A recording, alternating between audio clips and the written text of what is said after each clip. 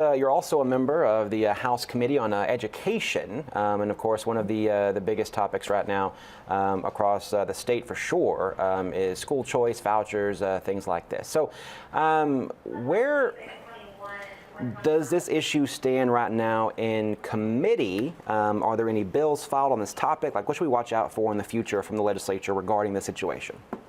Yeah, so regarding the parental choice here that we're seeing the governor talk about a lot. You know, last week he was in Tyler. I was there, and Representative Schaefer was there.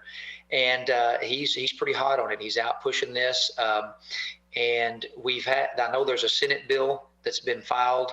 There's a 2 or 3 House bills that are different, different variations of education savings accounts. I haven't had a chance to dig into them yet, but it's a conversation that I think we should have. We've never, in recent years, we haven't had a debate or a discussion about the pros and the cons and how this would benefit rural Texas versus urban Texas or suburban Texas. And so I welcome the debate. I welcome the conversation. We have a lot of people, a lot of smart folks on both sides of the issue. And I think our process, with all of its problems and all of its challenges, we do have an open process where we can discuss these things. Discuss the pros and cons, and so that's kind of where we are.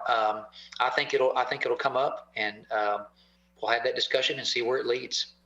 So I guess the question I have in regards to that is, who was part of that discussion? Because we heard from a collection of local school leaders here in East Texas, school districts basically speaking out in very strong terms against this across the board.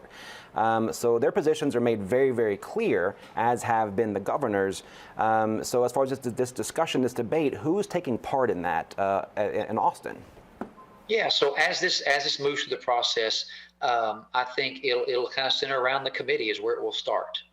Somebody has to file the bill. We have the bills filed. So there was some discussion around those. Obviously, I wasn't in those discussions, but somebody talked about it, and then it'll work its way to the committee to be talked about. And so I think everybody will be included. We'll include public education people, privates, charters, homeschoolers.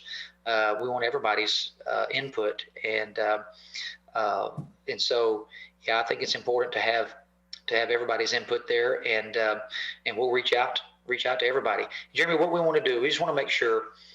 Me personally, I support my local public schools. I support my privates and charters. I support parents' rights to homeschool their kids if that's what works. But just as long as we're focusing on what's best for the kid, for the student, I want to make sure that that's where we are as a state. Not that we prop up one system or another, but that we make sure we focus on what is best for those students. You know, there's 5 million students publicly educated in our state. We all benefit from a strong public education system. I think there's always going to be, 95% of our kids are going to be educated in public schools because it works pretty well, especially here in rural East Texas where we have good schools. And so, but to have that discussion about this ESA system, I think is a good thing. And I think it'll be happening here in the coming weeks. So, I mean, just kind of put you on the hot seat here. If it came down to the school leaders versus the governor, if you will, and your local school districts were against it across the board at the very end of the discussion, where would your support lie? My support is going to go with what's best for the students and what's best for my parents. I want to work with those superintendents. I have a great relationship with my supers. I have a great relationship with the governor and his office. And so I'm going to evaluate the bill before us when we get one before us. And if we feel like that's what's best for our parents and students, that's where our vote will come down. Again, thanks so much for your time.